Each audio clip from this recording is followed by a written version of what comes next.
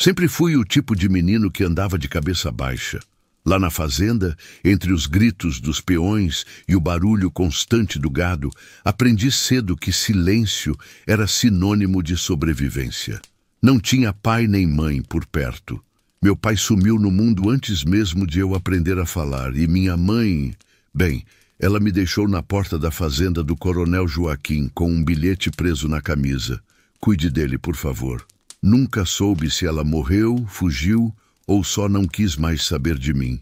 Fui criado entre boas cercas de arame farpado e ordens gritando nos meus ouvidos. O coronel não era homem de conversa.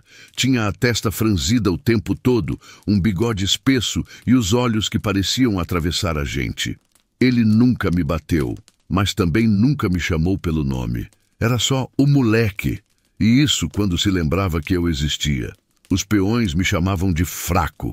Esse menino aí não dura mais um inverno, diziam, rindo enquanto eu carregava baldes de água que pareciam pesar mais que meu. Corpo. Eles me passavam tarefas pesadas demais para minha idade, só para ver se eu desabava. E muitas vezes eu desabava. Chorava escondido atrás do curral, com os joelhos ralados e os dedos enfaixados de tanto trabalhar sem luva. Mas sempre voltava no outro dia. Sempre. Tinha o Djalma, que parecia gostar de me ver sofrendo. Era o vaqueiro mais velho da fazenda, o mais respeitado depois do coronel. Ele dizia que eu era um erro, que nem para espantar gado eu servia. Quando o coronel não estava por perto, ele me empurrava, fazia piada, me deixava de fora da roda do almoço. E quando eu ficava com raiva e tentava responder, ouvia uma gargalhada geral, como se fosse engraçado um piolhento tentar peitar alguém. Só que eu fui crescendo, baixinho, magrelo, mas resistente. Aprendi a domar bezerro, a limpar ferida de cavalo, a consertar cerca, a levantar cedo sem reclamar. E cada pequena tarefa que eu fazia bem, mesmo sem ninguém reconhecer, eu anotava na minha memória como uma medalha invisível. Era o meu jeito de não enlouquecer. Eu sabia que se esperasse reconhecimento dos outros, ia morrer frustrado. Mas tinha uma coisa que ninguém sabia. Eu ouvia tudo. Sabia quando os bois estavam inquietos porque ia chover. Sabia quando o cavalo estava com cólica só de olhar o jeito que ele pisava. Sabia o nome de cada canto da fazenda, os atalhos, os barulhos, até os cheiros. A fazenda era o único mundo que eu conhecia, e mesmo que ninguém admitisse, eu conhecia. É aquele mundo melhor do que qualquer um. Um dia, tudo começou a mudar. Foi quando o coronel adoeceu. Ele ficou dias trancado no quarto, e os peões começaram a cochichar. Diziam que o homem estava velho, fraco, que logo ia bater as botas. A tensão tomou conta da fazenda. Quem mandaria ali depois dele? O Djalma já agia como se fosse o dono de tudo. Começou a distribuir ordens, mudar regras e até a ameaçar os peões que discordavam. Eu continuei no meu canto, fazendo meu trabalho em silêncio. Até que o coronel mandou me chamar. Pela primeira vez na vida ele falou meu nome. Meu nome verdadeiro. Disse com uma voz rouca, mas firme. Joaquim Neto, venha cá. Entrei no quarto dele com o coração acelerado. Estava deitado, pálido, mas com os olhos ainda penetrantes. Me olhou de cima a baixo, como quem avalia um cavalo novo. E então falou, você cresceu. Eu não soube o que responder. Só fiquei ali, de pé, esperando ordens. Você escuta, observa, aprende. Nunca precisei mandar você fazer 2 vezes a mesma coisa. E mais importante, você não se corrompe. Ele tossiu forte, virou para o lado e apontou para uma caixa de madeira perto da cama. Abra. Dentro havia papéis, documentos da fazenda, escrituras, registros e, em cima de tudo, uma carta. Leia em voz alta. Minhas mãos tremiam. Era uma carta assinada por ele, reconhecendo que eu era filho dele. Meu nome completo, Joaquim Rocha Filho. Fiquei sem ar. Nunca, nem em sonho, imaginei aquilo. Você é meu. Herdeiro, moleque. E não tô dizendo isso porque tô doente. Tô dizendo porque é justo, porque é você que merece. Mas não conte a ninguém ainda. Quero ver até onde vai a coragem dos ratos quando acham que o dono do queijo morreu. Saí do quarto sem dizer nada. Mas por dentro era como se tivesse acabado de nascer de novo. Agora eu entendia por que minha mãe me deixara ali e por que ele nunca me expulsou. Nos dias seguintes, o Djalma ficou ainda mais insuportável. Mandava e desmandava. Humilhava os mais novos e se achava no direito até de escolher que parte da fazenda ia comandar. Até que veio aquele dia. O gado fugiu. Um raio derrubou a cerca nos fundos e mais de 50 bois escaparam para o mato. Os peões correram feito loucos, mas a maioria nem sabia onde procurar. Eu peguei meu cavalo e fui direto para o brejo, onde sabia que os bois se escondiam com calor. Encontrei metade ali. Usei um berrante velho que o coronel tinha me dado anos atrás e fui guiando o gado de volta sozinho. Quando cheguei na sede, coberto de lama, lá estavam todos, inclusive o coronel, que tinha saído do quarto pela primeira vez em semanas. O Djalma estava vermelho de raiva. Tentou dizer que fui irresponsável, que agi por conta própria. Mas o coronel ergueu a mão e fez todo mundo calar. E aí, diante de todos os peões, ele disse: "Esse menino é o meu herdeiro." O silêncio foi tão pesado que dava para ouvir o chiado da chaleira na cozinha. O Djalma ficou branco. Os peões se entreolharam, confusos. E eu fiquei parado, sem saber o que fazer com aquele peso novo nos ombros. Porque herdar a fazenda não era o mesmo que vencer. Era só o começo de uma nova luta. Na manhã seguinte ao anúncio do coronel, eu acordei diferente. O sol parecia o mesmo, a terra ainda cheirava a barro e esterco, mas dentro de mim havia um peso novo, um nome novo. Ser herdeiro não era apenas carregar um sobrenome, era carregar o destino de um império. E naquele lugar, império era feito de cerca, boi, suor e honra. Os olhos dos peões já não me atravessavam como antes. Agora pesavam, observavam, esperavam, e a maioria esperava que eu falhasse. Nos primeiros dias, o coronel fez questão de me manter por perto. Era como se o velho tivesse pressa de transferir tudo o que sabia antes que o tempo o levasse de vez. Caminhávamos juntos pela fazenda enquanto ele apontava com o cajado os limites do território, os nomes dos donos de terras vizinhas, quem era homem de confiança e quem era cobra criada. Me ensinava mais com silêncios do que com palavras. E toda vez que eu fazia uma pergunta, ele me olhava firme, como se testasse se eu merecia mesmo a resposta. Ouça mais que fale, veja mais que julgue, e só mande quando tiver certeza de que faria com as próprias mãos. Essas foram as primeiras regras que ele me ensinou. O coronel não era apenas um homem de terra, era um estrategista. Sabia o nome de cada funcionário, o tipo de doença que o solo podia esconder, a época certa de cruzar o gado e até o humor das vacas, de acordo com a lua. O que me assustava mais era o que ele não dizia. Ele nunca se desculpou pelos anos que me deixou dormindo no celeiro. Nunca reconheceu em voz alta que era meu pai, mas me dava sinais, como quando me entregou o relógio de bolso dele, aquele antigo que ninguém jamais tocava. Esse aqui só funcionava no meu peito. Vamos ver se bate com o teu tempo agora. Fui entendendo aos poucos que o velho carregava culpas demais para expressar afeto, e que o amor dele era terra, era criar, deixar algo depois da morte, e agora isso estava nas minhas mãos. Não demorou muito, e o Djalma começou a se revirar. Ele nunca engoliu aquela revelação. Desde o dia em que o coronel disse em voz alta que eu era o herdeiro, ele passou a me evitar. E quando não evitava, era seco, debochado, venenoso. Sabia que, por respeito ao coronel, ninguém o enfrentaria diretamente. Mas nos bastidores, o homem semeava discórdia. Espalhava que eu era só um moleque que não sabia de nada, que o coronel estava senil e que logo que morresse a fazenda viraria um caos. E alguns começaram a ouvir. Eu fingia não ver, mas ouvia tudo. E um dia decidi agir. Convidei os peões para uma reunião no galpão principal.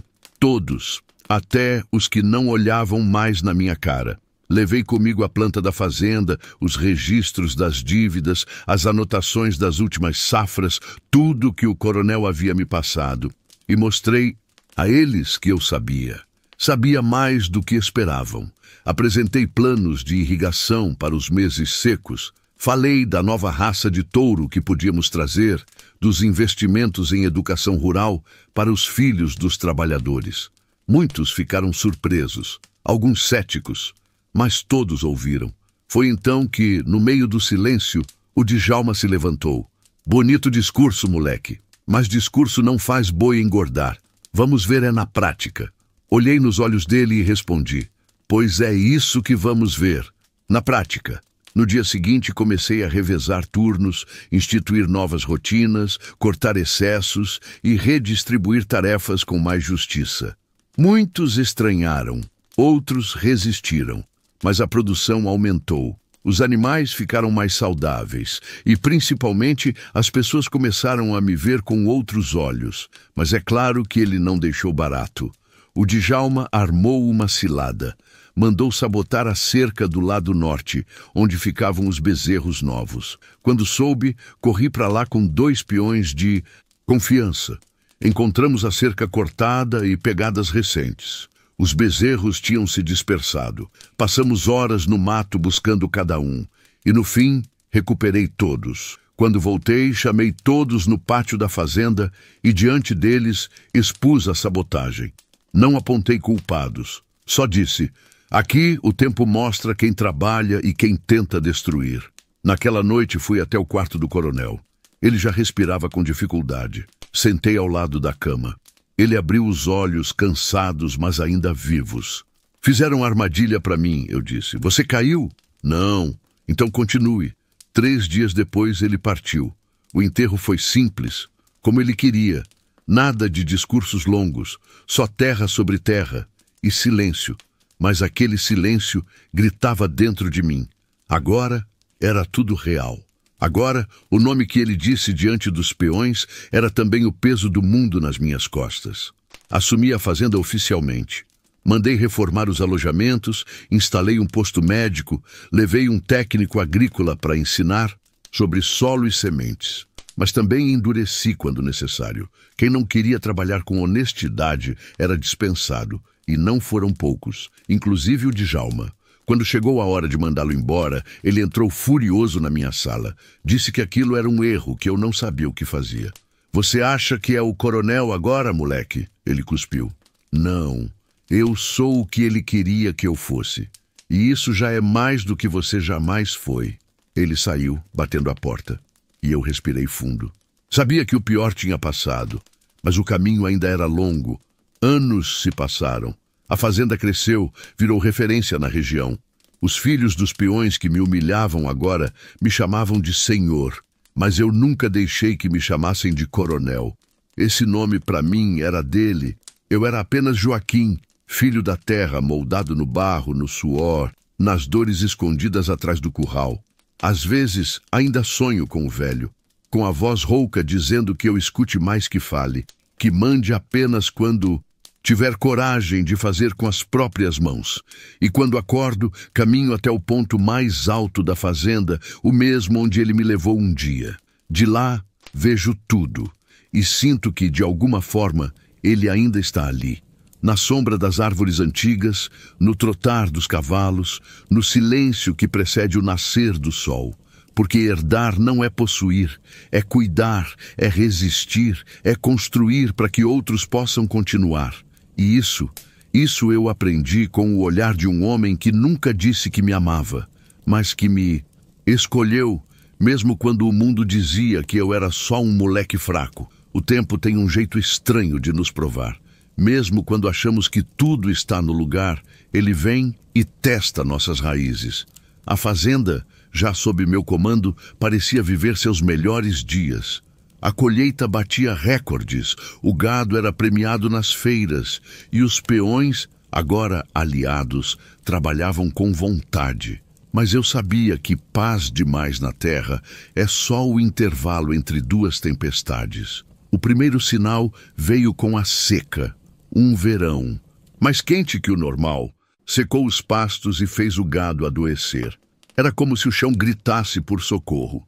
Implementei irrigação emergencial, negociei ração com outros fazendeiros, mas tudo tinha limite.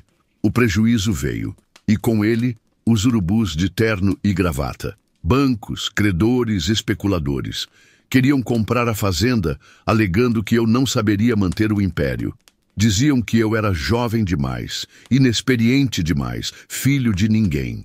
Eles não sabiam, ou fingiam não saber, que herança de verdade não está em papel, mas no sangue que se derrama dia após dia no barro quente. Me recusei a vender.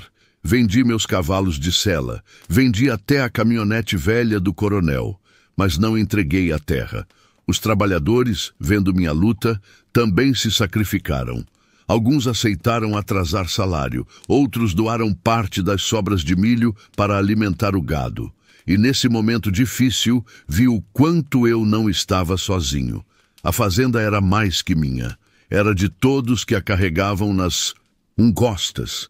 Mas não era só o tempo que queria me derrubar. Meses depois, recebi uma intimação. Um tal de Ademar, homem da cidade, advogado elegante e sorriso de cobra, apareceu dizendo que era o verdadeiro herdeiro. Alegava ser filho bastardo do coronel e que possuía documentos e testemunhas. Trouxe com ele gente influente, ameaças veladas e promessas de confusão. Disse que se eu não entregasse ao menos parte da terra, abriria um processo que duraria anos. Me lembro de ter ficado calado, só olhando para ele enquanto tomava café no alpendre da sede, do mesmo jeito que o coronel fazia. Quando ele terminou de falar, tirei do bolso o relógio que herdei, aquele mesmo que o velho usava no peito, e coloquei sobre a mesa. Esse relógio nunca adiantou nem atrasou um minuto sequer. Ele só funcionava com o coronel. E agora funciona comigo. Ele riu. Disse que aquilo não valia nada em juízo. Que o juiz queria papel, carimbo, selo. Mas eu não estava só. Chamei antigos trabalhadores da fazenda, vizinhos, gente que conhecia a história desde o início. Todos deram depoimentos. Contei minha trajetória, mostrei os registros que o coronel havia assinado. Os verdadeiros, os com firma reconhecida, os com data, selo e a palavra de um homem que não mentia. O processo durou quase um ano, e nesse tempo, cada manhã era uma incerteza. Mas eu seguia firme. A terra me ensinou que o tempo não respeita quem desiste. E no fim, a justiça reconheceu. Eu era o herdeiro legítimo. O tal do Ademar sumiu do mapa e nunca mais se ouviu falar dele. Mas o golpe maior ainda estava por vir. E não veio de fora, veio do meu coração.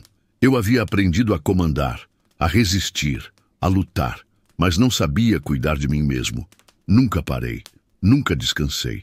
Até que um dia o corpo cobrou. Comecei a sentir dores, tonturas, esquecimentos. Achei que era cansaço, mas era mais. Um derrame me derrubou no meio do curral. Acordei dias depois numa cama de hospital, com metade do corpo paralisado e a fala enrolada. Foi o momento mais solitário da minha vida e o mais revelador. Ali, imóvel, lembrei de tudo. Da infância calada, do empurrão na cerca, do primeiro olhar firme do coronel. Lembrei da vez que ele disse: "A terra só obedece a quem a respeita." E me perguntei: eu tinha respeitado minha própria vida ou só obedecido ao legado? Passei meses em reabilitação, aprendendo a falar de novo, a andar devagar, a aceitar ajuda. Os peões, agora mais velhos como Eudum, se revezavam para cuidar da fazenda e também de mim. Muitos deles me viam como um pai. Outros me chamavam de patrão com carinho. E os filhos deles me escreviam cartinhas perguntando quando eu voltaria a andar a cavalo. Foi isso que me salvou. Não o dinheiro, não a herança, mas o afeto que eu plantei sem perceber, lá atrás, quando decidi que ninguém mais passaria pela humilhação que eu passei. E que a terra teria que servir a todos, não só ao dono. Voltei à fazenda cambaleando, apoiado numa bengala e com a voz lenta, mas firme. Era outro homem, mais frágil por fora, mais inteiro por dentro, e pela primeira vez falei com todos os trabalhadores reunidos, debaixo do pé de tamarindo no pátio central. Vocês são minha família, essa terra é nossa, e quero que continue viva mesmo depois que eu for. Não deixem que ela vire pó nas mãos de quem nunca sujou as próprias botas. Aplausos vieram, abraços também, alguns choraram. E ali eu entendi o que era ser o herdeiro. De verdade, não era ter o nome na escritura. Era ser lembrado como alguém que lutou para fazer valer a vida de todo mundo que caminhava naquele chão. Criei um conselho com os trabalhadores mais antigos. Cada decisão importante agora passava por todos. A fazenda virou modelo de autogestão rural. Vieram jornalistas, estudiosos, curiosos. Mas eu continuava o mesmo, de chapéu, bengala e olhar fixo no horizonte. Hoje, já velho, sento na mesma varanda onde um dia o coronel me entregou seu relógio. Vejo os netos dos antigos peões correndo livres. A terra continua produzindo, mas sem a ganância que já ameaçou engolir tudo. Agora, ela respira. E com ela, eu também. Nunca pensei que um dia alguém me chamaria de fraco.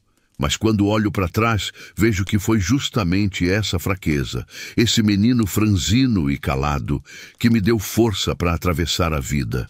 O coronel dizia pouco, mas falava fundo. E aquele dia, no meio do curral, quando ele disse que eu era o herdeiro, não, era só um anúncio. Era uma passagem de bastão, era o reconhecimento de que o sangue pode faltar, mas a coragem não. E coragem é isso. Levantar da queda, atravessar a dúvida, resistir ao tempo e amar a terra, mesmo quando ela fere. Agora, mais velho do que jamais imaginei chegar, percebo que há coisas que só a velhice nos permite entender. Quando a juventude vai embora, ela leva junto a pressa, o orgulho, a raiva cega. O tempo, esse velho amigo silencioso, ensina que a vida não é sobre vencer ou perder. É sobre permanecer. E isso eu aprendi com cada pedaço de terra que pisei, com cada noite que dormi ouvindo o barulho dos grilos, com cada dia que amanheci no lombo de um cavalo cansado. A fazenda não é mais só minha. Os trabalhadores a conduzem como donos. A nova geração, que nasceu vendo seus pais de botas sujas e mãos calejadas, hoje carrega tablets no bolso e ideias no olhar. Fizeram da sede um centro de estudo rural, onde se aprende sobre plantio, criação e também dignidade. Às vezes vejo jovens vaqueiros conversando sobre agronomia como quem fala de poesia. E eu sorrio, porque ali, naquela liberdade de pensar, há mais herança do que em qualquer escritura. Hoje ando pouco, mas quando caminho, gosto de ir até o velho curral. O mesmo onde um dia fui empurrado e humilhado, o mesmo onde ouvi a voz do coronel anunciar ao mundo que eu era mais do que achavam. Ali é meu templo, ali é onde rezo sem palavras. Fico de pé, em silêncio, olhando o chão de terra batida e sentindo que tudo valeu a pena. Meus cabelos já são brancos, minha pele fina como papel. Mas minha memória ainda pulsa. Lembro de cada canto da fazenda como quem decora uma oração. E quando fecho os olhos, ouço ainda os passos do coronel na varanda, o ranger do portão velho, o berro dos bois ao amanhecer. São vozes que nunca me deixaram e nunca deixarão. A vida me ensinou que não é preciso ser filho de sangue para se tornar filho de verdade. Eu fui gerado pela dor, pela espera, pelo esforço silencioso de quem não tinha voz. O coronel talvez nunca tenha me amado do jeito que os livros descrevem, mas ele me viu, e às vezes ser visto é mais raro do que ser amado. Outro dia, um dos filhos dos antigos peões me perguntou se eu era feliz. Fiquei parado por uns segundos, procurando uma resposta que coubesse num coração tão remendado quanto o meu. E então disse: fui triste por muito tempo, mas nunca fui vazio. E quando a tristeza tem propósito, ela vira raiz. Ele não entendeu na hora, Mas um dia vai entender. Vai entender que felicidade não é viver sorrindo, é viver com sentido. E sentido, meu amigo, a gente cava com as próprias mãos, entre suor, lágrima e poeira. As noites na fazenda são diferentes agora, mais silenciosas. Os sons do progresso diminuíram os gritos, as corridas, o caos. Mas a alma do lugar continua. É como se a terra respirasse devagar, dizendo: ainda estou aqui. E eu, sentado na cadeira de balanço, respiro com ela. Às vezes me pego escrevendo cartas que nunca envio. Cartas para o coronel. Conto tudo o que ele perdeu depois que se foi. Digo que consegui, que a fazenda sobreviveu, que não virei um coronel, mas virei um guardião. E agradeço, não pelo que ele me deu, mas pelo que ele me forçou a construir. Porque há presentes que vêm disfarçados de abandono, e há amores que se escondem na dureza. A cadeira onde ele se sentava ainda está ali, de madeira grossa, encostada na parede branca da varanda. Ninguém ousa sentar nela, é como se aquele espaço ainda fosse dele, e no fundo, acho que é mesmo. De vez em quando, o vento balança a cadeira sozinha, e juro que escuto ele resmungando, como fazia quando achava que tudo ia desandar. Eu dou risada e digo em voz baixa: tá tudo certo, velho, fica tranquilo. Alguns amigos dizem que devo escrever um livro, contar minha história. Mas o que vivi não cabe em páginas. Cabe na poeira que sobe dos cascos dos bois, na sombra dos pés de jatobá, no cheiro do curral depois da chuva. Meu livro é essa terra, e quem pisa nela lê com os pés. Outro dia, enterramos um dos cavalos mais antigos da fazenda, um animal bravo, companheiro, que nasceu e morreu aqui. No momento do enterro, todos os peões fizeram silêncio, e um dos jovens, emocionado, perguntou: será que ele sabia que era amado? Eu respondi: se soube, foi porque viveu com a gente. Aqui, até os bichos sabem que tem valor. E essa é a essência da vida que construí. Um lugar onde até o mais fraco é respeitado, onde ninguém precisa gritar para ser ouvido, onde o menino que um dia foi deixado num canto virou semente, e a semente virou floresta. Às vezes, me sinto sozinho. Não vou negar. A vida longa cobra seus preços. Vi muitos amigos partirem, vi amores não vingarem, vi o tempo levar gente que eu daria tudo para abraçar mais uma vez. Mas, quando olho em volta, vejo que a solidão nunca foi completa. Sempre tive a terra, e a terra sempre me respondeu. Hoje, vejo crianças correndo entre os pés de manga, brincando de laçar galinhas, montando em cavalos pequenos e sonhando alto. E eu sorrio, porque sei que esse ciclo continua, que a vida vai seguir, com ou sem mim, mas que minha marca ficou, não como uma estátua, mas como uma trilha. E quando chegar minha hora, quero ser enterrado aqui, no alto do morro, de onde o coronel me mostrou a fazenda pela primeira vez. Quero que plantem uma árvore sobre mim, ipê amarelo, que floresça bonito quando vier a seca. Assim, mesmo depois de ir, ainda vou florescer nos olhos de quem passar. E se alguém perguntar quem fui, que digam: foi o menino que chamaram de fraco e que virou herdeiro. Não precisa dizer mais, porque herdar não é só receber, é transformar. E eu transformei dor em chão, desprezo em colheita, silêncio em respeito. Essa é a história que deixo, feita de barro, suor e uma frase que mudou tudo. Esse menino é o meu herdeiro.